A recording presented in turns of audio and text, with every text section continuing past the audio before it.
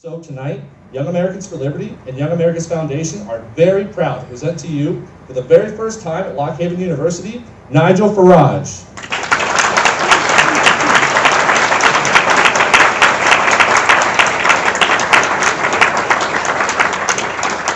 Well, thank you for that, and good evening, Lock Haven.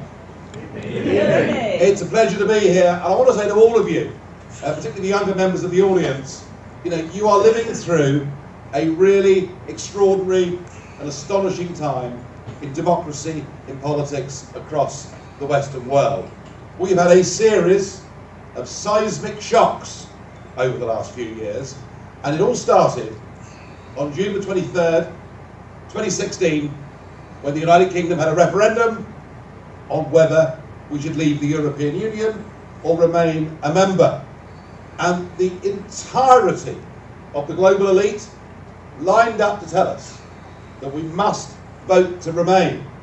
If we didn't vote to remain, terrible things would happen to us. Indeed, President Obama flew in specially to look down his nose and sneer at your greatest ally and friend in the world, and to tell us that if we went for Brexit, we would go to the back of the line.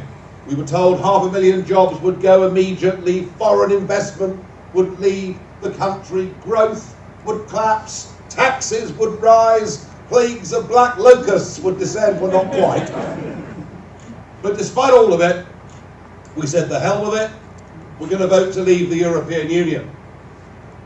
And then a few short months later, something equally remarkable and unpredictable happened in, yes, the United States of America, where a real estate guy from Queens, fairly outspoken individual, not especially politically correct, called Donald J. Trump. And that morning, when the New York Times and the Huffington Post said there was a 98.1% chance that Hillary Clinton would win the election, and hey, through the middle came Trump, and of course Pennsylvania being one of the most important moments of that election night. He stunned everybody. And then, a year later, we had the elections in Italy, where a political party that had been set up by the country's best-known stand-up comedian, well, it's very tough to tell who the comedians are these days in politics, and Beppe Grillo set up the Five Star Movement. They won the election, and they joined into a coalition with the Lega, which had been around for 30 or 40 years, but under the quite dynamic new leadership of a guy called Matteo Salvini, and they were able to form a majority government in Italy. Remarkable. Both of those parties, just a few years before, between them, couldn't have mustered more than 5 or 6% in the opinion polls, and suddenly they were over 50%. So they are the three great, dramatic political events that have shocked, I think, in many ways, the Western world over the course of the last few years. And I am in a very fortunate position to speak about them, because I'm the only person alive on earth who has a stake in all three of those things. The first one, of course, is Brexit, and I was never, ever going to be a politician. Never had any ambitions to stand for office in any way at all. I was in business. I worked in the commodities business. I spent 20 years in that game, working throughout all of that time for American companies. So, we bought and sold copper and, well, we call it aluminium, but you call it aluminum, and lead and tin and zinc and nickel. And that's what I did. And I got motivated to get involved in politics because I felt something was going wrong. I felt that my country, an ancient country, a country that has had a continuous parliament since the year 1270, a country that has cherished democracy and liberty so very much that indeed Westminster is known as the mother of parliaments, a country that believes in democracy and the nation state so much that twice in the 20th century we went to war to defend the very principle of the independence of, to begin with, Belgium in the First World War and Poland in the Second. And I'll come back to those two world wars of the 20th century and why they matter so much to our debate today. So I dedicated nearly 25 years of my life to fighting for Brexit, and along the way I kind of thought I might become known as the patron saint of lost causes, because arguing we should not be part of this European club was very much a minority sport. Not many people thought it was relevant, not many people believed it was pertinent, but I kept on battling away. And I guess, to a very large extent, I am the godfather of Brexit, and my very lonely battle and campaign suddenly became a majority view. And I can't tell you, the photograph that you saw on the poster for this event, that was taken at about 7:30 in the morning on the Green outside Westminster. We just overturned the establishment, won this historic referendum, and I can't tell you just how happy and joyous I felt on that morning. 3 years on, we're having a little bit of difficulty, and we'll discuss that during the evening too. And it was as a result of Brexit, as a result of this anti-establishment campaign that won, that suddenly the Trump campaign, which was, if you remember, back in August 2016, the Trump campaign was in big trouble. He was 12 to 14 points behind in the polls. They didn't quite seem to know really what the central kernel of the campaign was, and Trump kind of worked it out for himself.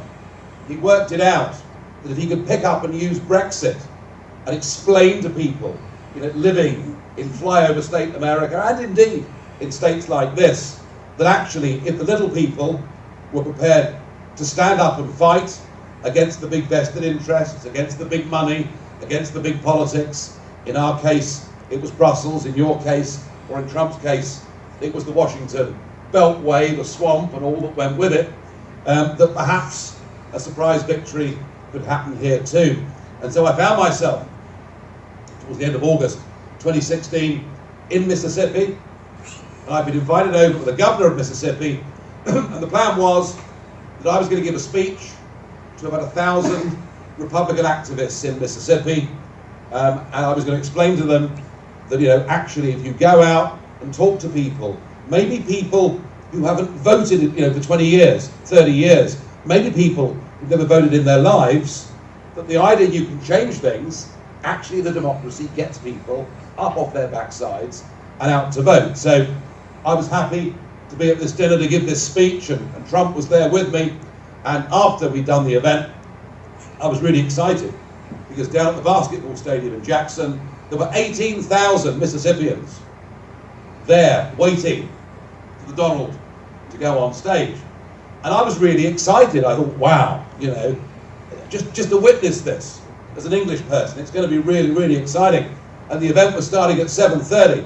And at 7:20, Stephen Miller, who's now the speechwriter, came over to me and said, "Oh, Donald was really impressed with what you had to say earlier on at the dinner. We'd like you to speak at the rally." I said, "I'm sorry." With that, Trump comes over, puts his hand on my shoulder. "Gee, Nigel, this is so good of you. So good of you. Thank you so much for agreeing to come on the stage and speak." So there I am with about 8 minutes notice, 18,000 Mississippians out there. I wasn't quite sure what they'd make of me, or indeed maybe what I'd make of them. But I got up there, I did my bit, and then through the rest of the campaign, I came back for all the debates, and I was one of the talking heads on CNN and CNBC and Fox, and I really, put myself absolutely entirely behind the Trump campaign. So I'm the only person in the world that was directly involved in both of those campaigns, and I'm the only Brit in history that has ever spoken at a presidential rally for either political party. So there's a bit of me that feels quite American these days, I have to say, and I'm rather pleased and proud of that.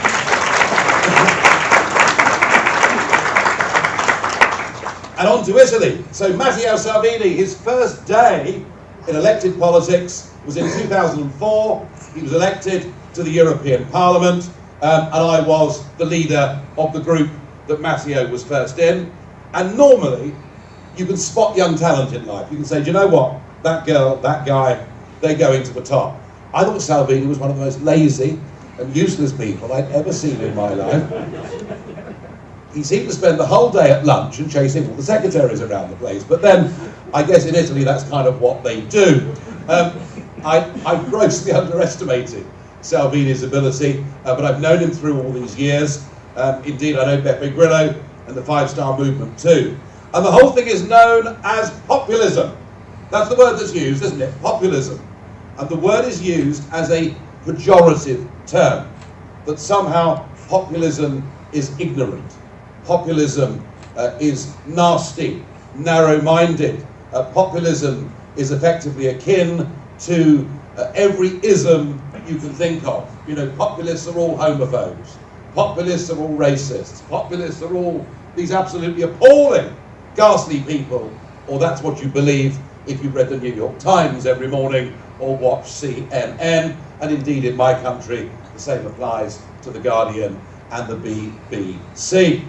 And I want to explain to you what populism really is and why it's happened. But to do so, I think it's really important to explain, particularly to an American audience, just how awful the first half of the 20th century was. Now, I know that here in your town of Lockhaven, you understand your past. As I drove through your street today, I saw the posters up on the street, including many pictures of young men from this town who went off to Europe or went off to the Pacific in World War II. And you know the great contributions that America has made all over the world for liberty and democracy, and in nearly every case standing side by side with the British. But just try to get some sense, some comprehension of the sheer awfulness that happened in Europe. To begin, it happens between 1914 and 1918. A war in which 20 million people are killed. A war in which a further 40 million are either seriously wounded or maimed for the rest of their lives. I'm old enough to remember people who were still suffering the effects of gas on their lungs in the trenches. I'm old enough to remember men with tin legs and all the rest of it. Goodness knows what it would have been like 20, 30 years before I was born. And the sheer awfulness of the First World War, and then we have a break of just 21 years, and the whole thing happens again. But it happens on an even bigger scale. You all know, of course, about the Holocaust, about 6 million Jewish people being obliterated, and many other minorities too. But perhaps you don't understand just what Germany looked like in 1945. These great ancient cities of Germany literally reduced to rubble. War with no limits. Something truly awful had happened to the entire world, and it had started in Europe. It had started basically because the French and Germans just simply could not get on with each other. And after that war, it was decided by everybody, America particularly, that we had to find some way of making the countries of Europe closer to each other, to respect each other, to find a better way forward. And of course, the idea that France and Germany should trade more with each other. The idea that France and Germany should be at peace with each other. The idea that students in France and Germany should be able to have exchange years. All of these things were absolutely the right and sensible things to do. The problem was that the theory behind the European Union project, and the theory that has shaped the entire globalist agenda ever since that day, and shapes it still, is that the real conclusion that was drawn by the intellectuals, and indeed by the politicians in that post-1945 period, was that it was the very existence of nation states that had led to extreme nationalism, that had led to militarism, that had led to expansionism, and that what actually needed to happen was that nation states needed to be abolished and replaced with new supranational structures. So the objective of the European Union is effectively to render all of those states part of a bigger bloc, and that bigger bloc wouldn't be governed by elected politicians, but governed by a new superclass of highly intelligent and well-educated bureaucrat. That was the intention of the European project from day one. The problem was, they never actually told anybody that was the plan. They sold it as being about trade. They sold it as being about cooperation. And indeed, the European Union, the United Nations, the World Bank, all of these structures that were created post-1945 were all done with the very best of intentions. Just indeed as communism. In 1917, the Tsar gets brought down in Russia and replaced by a communist government. The aims of communism were to make the world a better, safer, fairer place. In fact, what they did was to create a monster that finished up killing 40 million of its own people. The road to hell can be paved with good intentions. Populism, the Brexit vote, the Trump election, the new government in Italy are all now reactions against that post-1945 settlement that has effectively left many of us feeling we're not living in democratic nation states. You know, I fought so hard for Brexit because I thought it was outrageous that 75% of the laws in my country weren't made by us the people through our parliament, but were made through the institutions of the European Union. I thought it was outrageous that the British passport had now been extended to another 400 million people that lived in the rest of Europe, any of whom could come and live and work and settle in my country. And I think the reality, folks, is this. You can have high-minded ideas like communism. You can have a high-minded idea like a new world order, a new form of global government. You can have these ideas, but they only work if people actually want them. And the evidence is people don't want them. The evidence is people want to live in countries. People want to have their own identity. People want to have their own flag. People want to be able to hire and fire those that make the laws under which they live. That is how mankind wishes to structure itself. And all of these three big events that I've talked about are the kickback against that loss of control, the kickback against that loss of freedom. And I absolutely reject and resent the insults that are thrown at those of us who believe the nation state is the right vehicle within which we should live and organise our affairs. It is not racist or xenophobic to say you should control your borders. It is correct and logical that any country should want to choose and make sure it's getting the right people coming into its community who will be able to assimilate and become part of society. Isn't that really, when you think about it, isn't that what's made America a great country? People leaving different parts of the world, coming to settle in the USA, and within a generation, they're all bearing allegiance to the American flag. They're part of the American dream. They've integrated and assimilated in American society. And there are just too many parts of Europe, too many parts of my country, where large migrations have led far from assimilation to actually bits of our cities being completely divided. You know, I could take you to a town called Oldham in the north of England, where literally on one side of the street everybody is white, and on the other side of the street everybody is black, where the twain never actually meet. There is no assimilation. Whole streets in Oldham of people who've lived in my country for over 30 years who don't speak a single word of the English language. These folks are divided societies. These are societies in which resentments build and grow. So I utterly reject and resent the idea that somehow it's narrow, nationalistic and nasty to think you should control your own borders. Now I think in the case of Trump and in the case of Brexit, the astonishing thing is that the normal rules just now don't apply. And this is what I mean by that. Normally, in a democracy, whether you like the result of an election, whether you like the next president or the next prime minister or the result of the ballot measure, which happens in this country, whether you like the result of the election or not, you respect the result of the election, because that is how democracy works.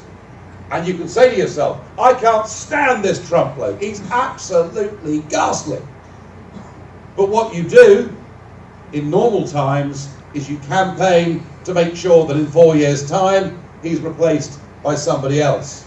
But actually what we've seen in both the case of Brexit and Trump is we have seen this new global order, the one that I talked about being constructed post-1945 and now backed up, supported and funded by big multinational businesses and one or two big banks, and they've decided that they don't accept the result of the Brexit referendum.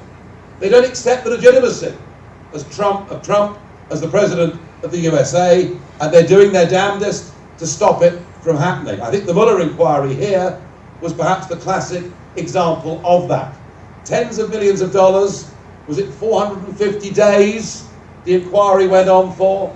It led to some of the most irresponsible journalism, I call it journalism loosely, and accusations being thrown around. I mean, I found myself in the middle of it all.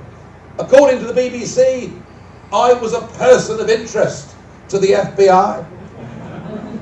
Indeed, The Guardian, a Sunday edition called The Observer, ran a big double-page spread, and in it was Vladimir Putin, Julian Assange, Steve Bannon, Donald Trump, and whose face was in the middle, with interlinking arrows to all of them, yours truly. Yes, Hillary Clinton said on a public stage that Nigel Farage is funded by the Russians. Endless stories in the newspapers that somehow I was on the verge of being arrested the next time I walked into any American airport. I mean, the whole sheer level of well, I tell you what it is, it's fake news, isn't it? That's what Donald calls it, and it's fake news. But literally, any attempt used to do down the legitimacy of anyone that's been involved in this populist revolt, anyone that's been involved in this idea that we need to get back to being democratic nation states. And what happens when Mueller comes out? No Russian collusion, and I was not the centre of this international spider's web. I have to tell you, the day that story was published, I did ring up Steve Bannon. I said, Steve, have you seen this story? I mean, they're basically saying that I was running memory sticks from the president to WikiLeaks. I mean, I said, Steve, you know, this is incredible. What the hell do you think I should do? And Steve said nothing. He said, they think you're more important than you really are. And in my country, it's manifested itself in a slightly different way. And it is that Tony Blair and John Major, our former Prime Ministers, many members of the House of Commons, a majority of the House of Lords, much of our press, do not accept the result of the referendum. So much so, they've done their best to water it down. They've done their best to delay it. And they're doing their best to make us vote again. I mean, can you believe that? Can you believe that? I mean, this referendum was the greatest democratic exercise in the history of our nation. A massive turnout, a record number of people voting. And far from it being close, it was a victory for the Leave side of a clear 4%, a clear 1.3 million votes, and we all knew what we were voting for.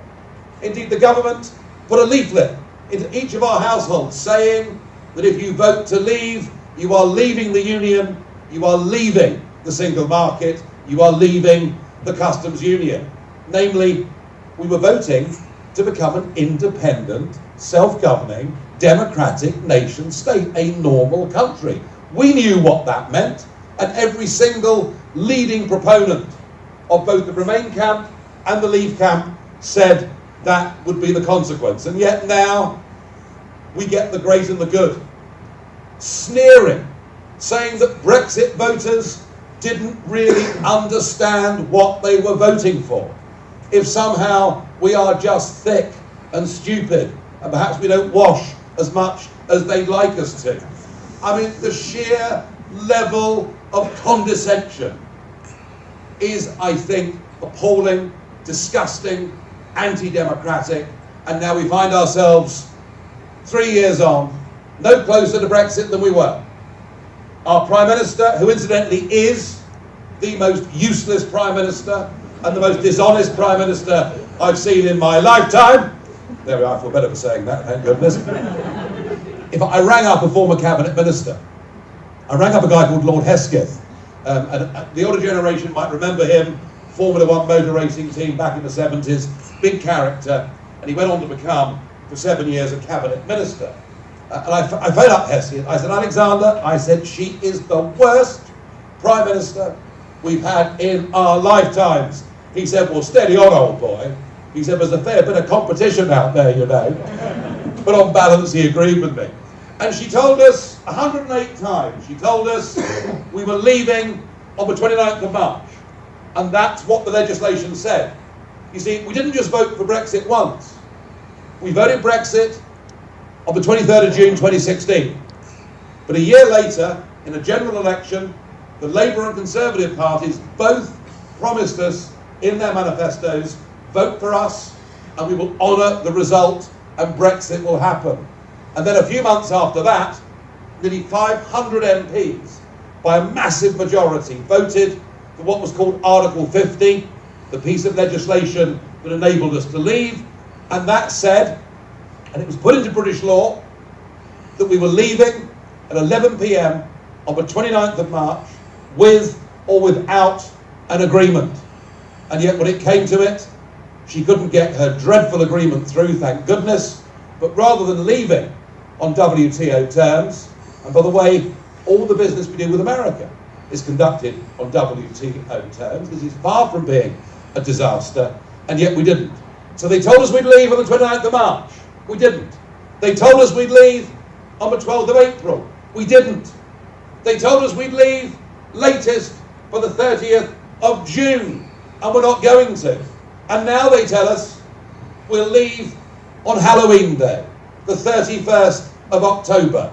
And I'm asking myself, trick or treating? In fact, the Brexit date has got more dates than the average child advent calendar. And as far as I'm concerned, if we trust our political establishment, Brexit will never happen. Which is why, and I said at the start, that I am not a career politician. I was motivated to get involved in politics because I wanted to try and force this great democratic change. Over the course of the last couple of years, I've taken more of a backward step. I am still a member of the European Parliament, and I do go along every month and make my speeches. Some of you may have seen my speeches in the chamber there. I always like to think I make a positive and helpful contribution when I'm there. I certainly enjoy the experience more than they do, I've got to tell you. But I kind of stepped back for the last 2 years from national politics, and I've developed, you know, I've done more radio shows and coming and doing things like this, and I've had, to be honest with you, a much more enjoyable life not being in frontline politics. It's a pretty rough, tough place to be, and if you think your press is rough, you ain't seen nothing compared to the British tabloid press, who keep seeming to write alternative CVs about my life on a daily basis. But I, after 25 years of battling for my country to be free and independent, after 25 years of that, I am not just going to roll over. and allow these dishonest politicians to take away Brexit without coming back for a fight. And that's why, just over 3.5 weeks ago, I founded a new political party. We're called the Brexit Party. We're going to be contesting the European elections on the 23rd of May. We shouldn't be, of course, because we should have left, but because we haven't left, we are. And it is absolutely my intention to lead that party into those elections, to win those elections, and to put the fear of God back into our political class, to make them start listening to us. You know, here in your country, through your constitution, you all understand that you, the people, are the masters and the politicians are the servants. And the problem with this new globalist model, the problem with the European Union, and the problem that British politicians now, who have picked up this disease, is they think that they are the masters. They think that we are the servants, and on the 23rd of May, I'm going to give them the bloodiest nose they have ever seen in modern times. Believe me.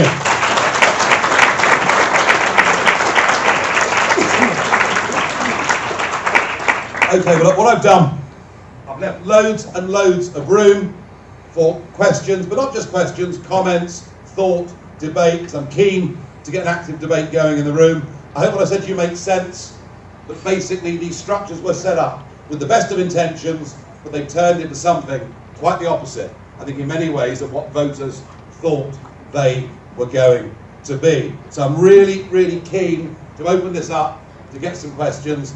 Those lights are vicious, aren't they? All right, everyone. I'm sure there are some people sitting there. There's a hand at the back there. Yes, sir. So Is there a roving microphone? we're going to go ahead and open it up to questions. Just we have a few ground rules. If everyone who wants to ask a question could come around this side, around the back, and line up behind that pink line there, we'll go ahead and have you ask some questions. Just a couple rules. I'm going to hold the mic, so I'll hold it out in front of you so you can ask your question. Make sure they're actually questions. Don't get up here and make a statement. Like I said, go around the back of the stage. Please do not come around the front, please. And also no follow-ups unless you were prompted. Okay, so if we go ahead and get lined up, we'll have you ask your questions. Here we go. Oh, also stand on the pink X. Lockhaven Wrestling. Right, I better be careful here. Hi, so first I want to say thanks for coming out. Second, what is your opinion of the American executive versus the parliamentary executive, to where you can be ousted by just referendum, or not referendum, vote of no confidence, versus the whole impeachment process? And then, if I can ask a second one. Yeah. Well, look, let's start with that. Look, your system is different because yours is a presidential system, you know, and ours is not a presidential system.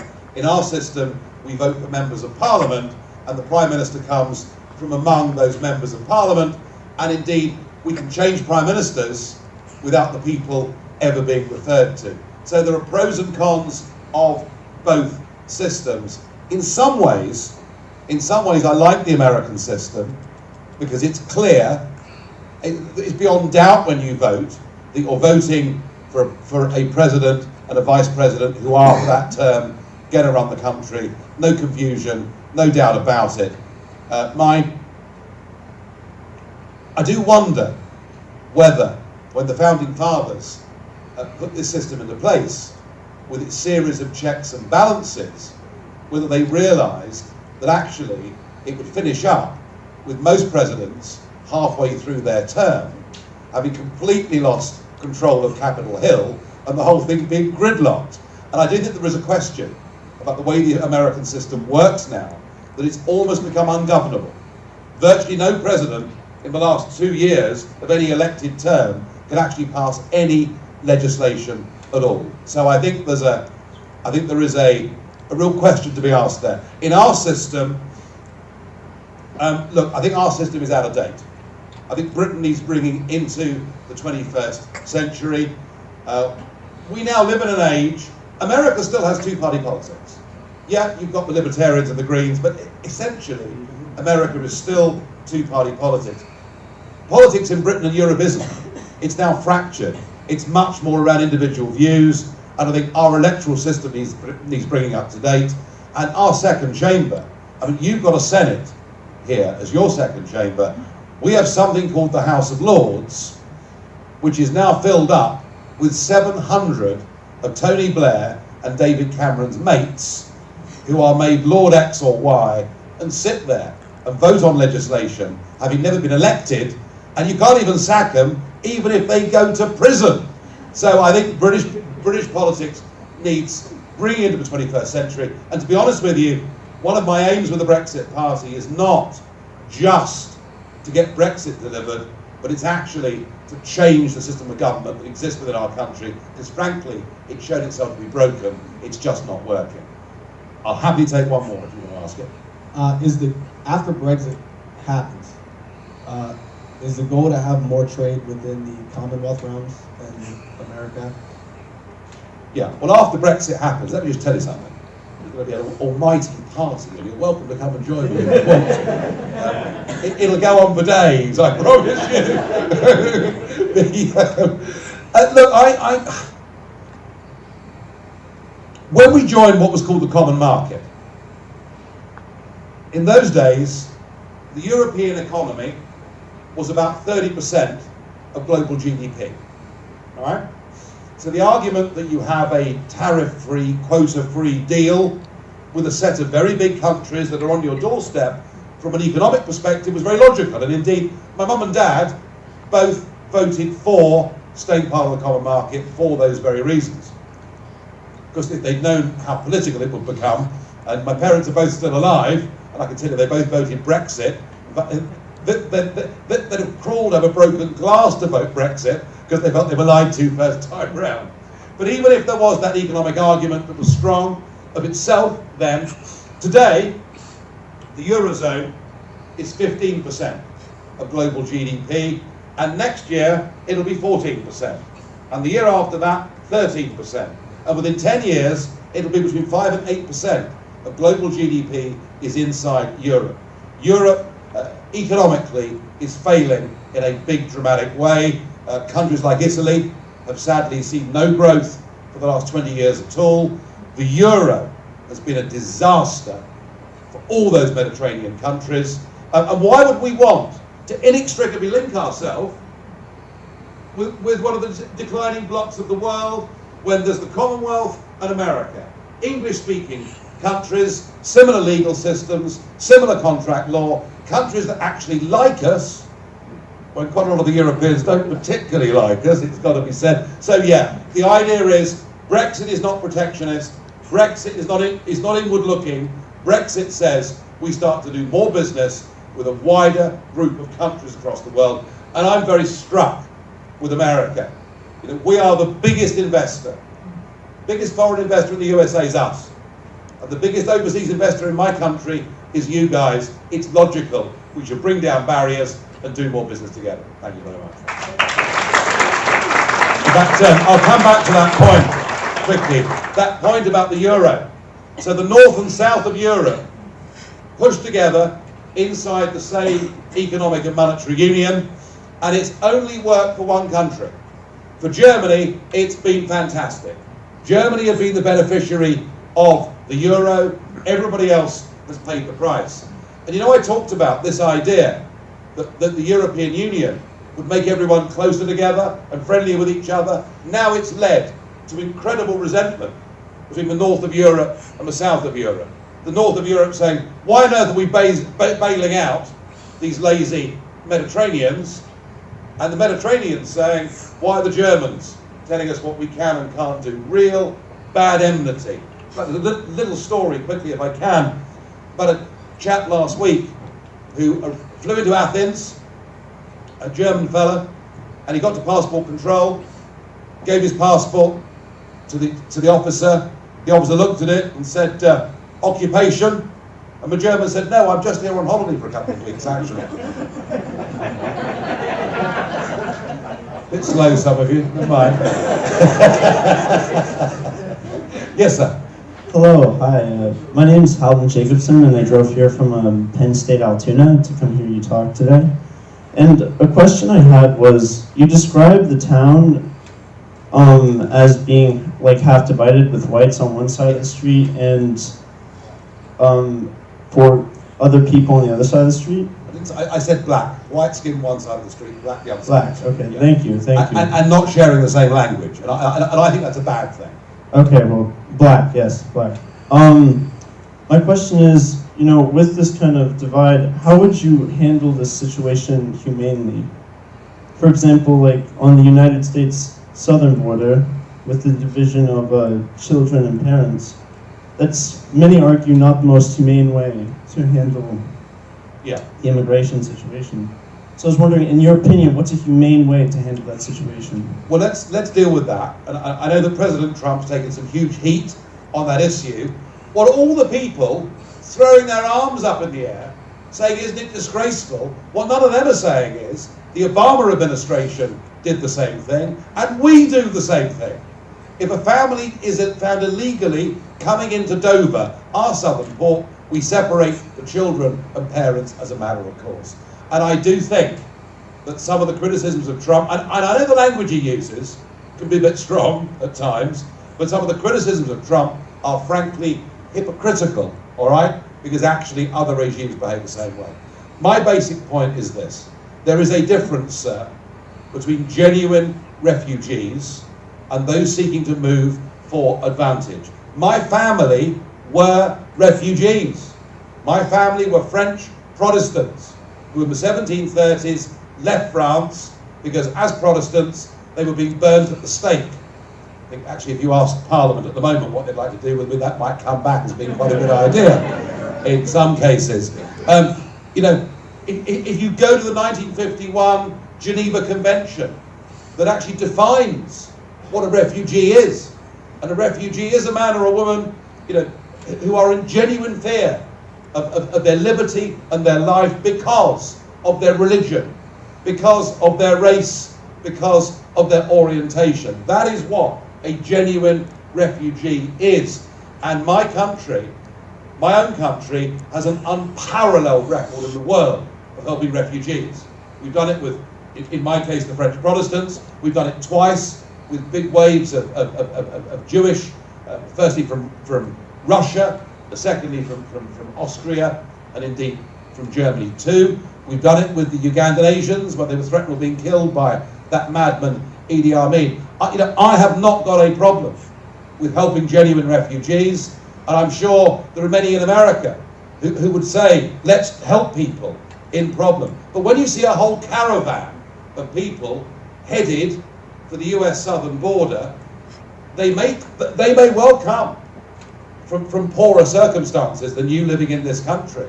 And you may to some extent feel sorry for them, but they don't qualify as refugees. And unless you put some limit, some strictures on it, then frankly the problem won't end. So my heart is open to helping genuine refugees, but once immigration becomes a free-for-all, you've got a problem. And I'm going to finish, so the long answer, I'm going to finish this very quickly by saying this. We, in the United Kingdom, realised that we owed a huge, huge debt to the empire. 40% of all of our manpower and woman power in 2 world wars came from our colonies. They came from Canada, Australia, India, what we now know as Pakistan, Jamaica, you name it. And it was felt post those 2 wars and with the beginning of independence being granted to those countries that we owed a great debt. And so began post-war Commonwealth immigration to Britain. And it started in 1948, and in the 1950s, 60s, 70s, 80s and 90s, for more than 50 years, net migration into the UK ran at about 30,000 a year. That was net migration into the UK. And just after Tony Blair came to power, we had, without doubt, the best race relations, the best interfaith relations, the highest degree of integration of any country in Europe. We had handled this very, very well, and in a way we could be proud of. When it went from net 30,000 a year to net 300,000 a year, we could not even begin or attempt assimilation, and that is when these great divisions in our society occurred.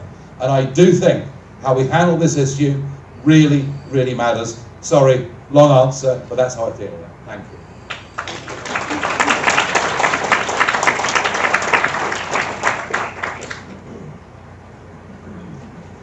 Hello, my name is Tim. Yes. I was just asking, I want to know if you could just define the difference between nationalism and fascism, and how we in America can celebrate freedom and independence and being a sovereign state, as you say, without devolving into Germany in the 1940s and becoming a fascist state. No, it's a good question, it's a key question. So whenever I'm asked, are you a nationalist, Mr. Farage, I say no. I'm not a nationalist, I'm a nationist. I believe the nation state is the right and the essential building block. The attempt that is made by many on the left to equate nationism or nationalism with fascism or extremism is clearly false in every single way. And it goes right back to what they were thinking about France and Germany in that post-1945 period that I talked about so extensively tonight. They thought the existence of nation-state is what led to nationalism, and is what led to military expansionism, and is what led to war. They actually got it wrong. Here's the point. It directly links to your question. Provided the nation-state is a fully functioning democracy, it will not become fascist, it will not be militarily expansionist. And you know something? And this is really interesting. There is not one single example of one functioning mature democracy going to war with another functioning democracy. So if we want to be people who support peace, we want to be people who support good relations between neighbouring countries, we should make sure that nation-state democracy is strong, not surrender that democracy up the line to higher supranational authorities. I feel very strongly about that. And it's just outrageous. You know, I mean, frankly, the real fascism these days, the real intolerance, isn't Matteo Salvini or Donald Trump. It's those on the left who wish to shout down the other side, and indeed, on campuses like this, across America and across the whole of the UK, attempt to no-platform speakers who've got ideas they don't like. That's the real modern fascism, the attempt to close down free speech.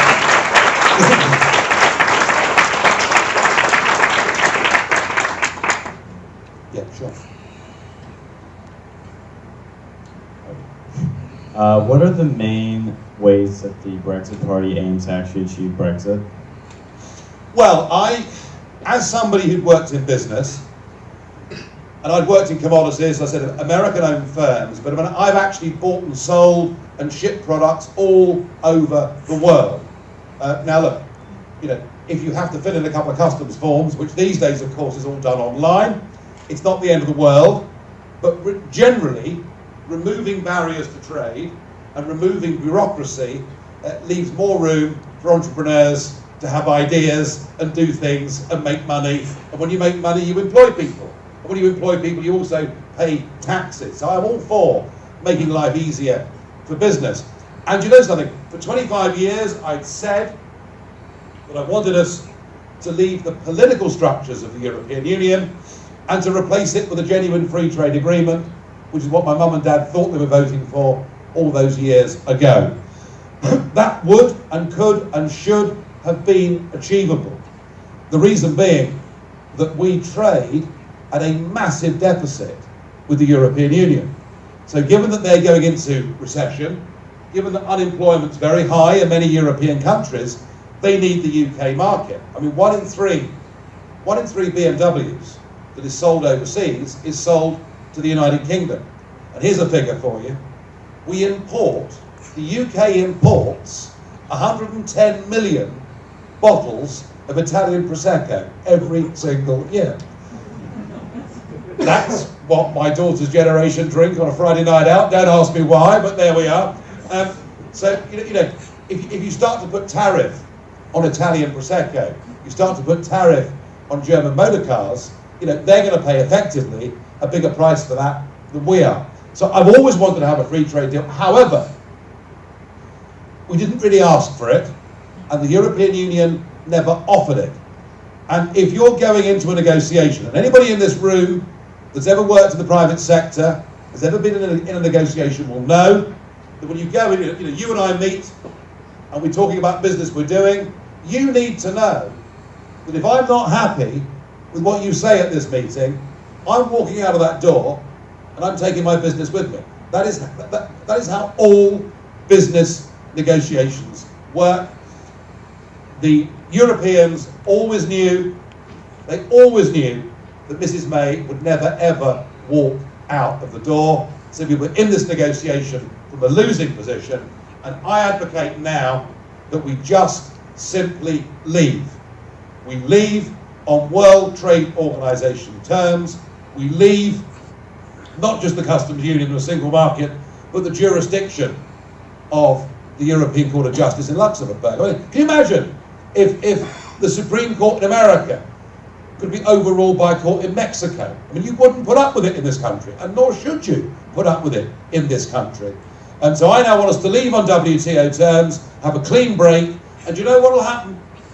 Within a couple of weeks of us leaving, they will come on bended knee to us, saying, please, can we have a deal? And we'll say, well, you know, in good time, I'm sure we can sort something out. It's all about having the upper hand in a negotiation. And by the way, I'm not anti-European, all right? I'm not. You know, I married a German woman.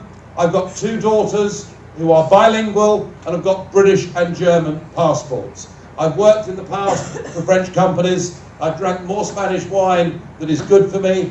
I love Europe. I love Europe. For those that haven't been, it's a fantastic continent. You drive 100 miles across Europe, you find different people, different languages, different cheeses. I mean, it is a wonderful, diverse place. And provided Europe is made up of democratic sovereign states, working, trading, being friendly with each other, it will go on being a great continent.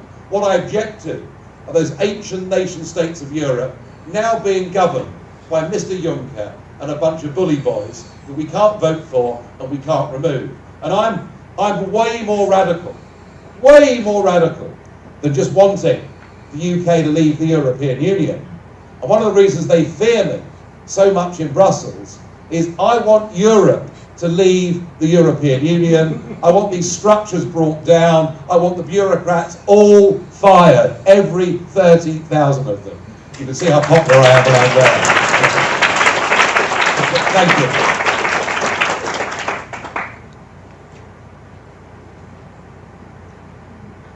There's a libertarian question coming here, right?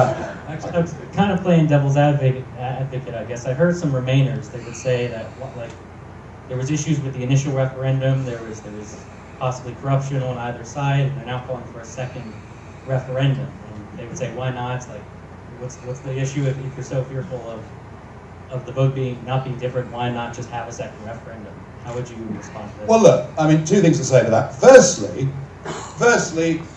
they've been lying for 50 years. They lied to my mum and dad. They told them it's just a common market, when actually there was a political motivation all the way through. They've lied for 50 years.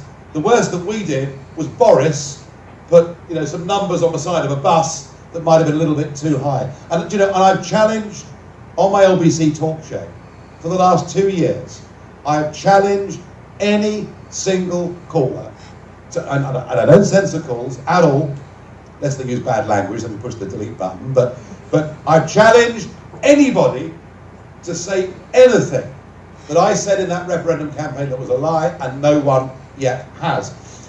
And here's the point about a second referendum. It is fundamentally undemocratic to make people vote again because you don't like the result until at least you've implemented the first one. If we implement the referendum, if in 5 years' time there's demand for another vote, there's demand to have a fresh rethink, that is fine, because that's how democracy works. Democracy allows us to make decisions and then change our minds every 4 or 5 years. But to try and have a second referendum because they don't like the result, I think is one of the biggest insults ever put upon the people of the British country, of our country. I have to say, though, if it did come to it, I'm pretty certain of one thing: Leave would win by an even bigger majority. The problem is, if Leave did that, did that with this current Parliament, they'd probably just ignore it again. And that's why we need the Brexit Party. That's why I've got to try and win these elections on May the 23rd. They have got to start fearing the people again. When they fear the people enough, we'll get what we deserve. Okay, this next question will be our last one, unfortunately. Oh, are they getting bored? I don't know about that. I know you talk about the EU a lot. You talk about the EU. What are your thoughts when you talk about, that the EU makes laws without any consent from the citizens? So what are your thoughts on the UN? Yeah, look, I mean, again, the United Nations is one of these well-intentioned organisations, just indeed as the League of Nations was back in, 1920-21. Look, I am all for international organisations where countries get together as friends that respect each other and you can agree some positions. What I'm not for are international organisations that morph into supranational organisations and then give the ability to make decisions to those organisations. And I have to say there are aspects of the United Nations that are very similar to my friends in Brussels. Too higher salaries, all sorts of ludicrous appointments, despots all over the world getting roles in human rights and all the rest of it. And as I say, the principle of the UN is a good one. The practice of it at the moment is not a very good one. But the highlight for me of the United Nations in the last few years was Donald Trump's speech there that he gave last year. And when anybody ever asks you, what is the doctrine of Trump? I think he laid out in that speech at the UN everything that he as a human being believes. His belief in the nation state, his belief in the democratic process, his belief that bureaucrats, be they in the UN or the EU or elsewhere, should never get above their station. So let's watch the UN like a hawk. It could be a force for good. At the moment, it's a force for bureaucracy, high salaries, and it's costing us a bit too much money.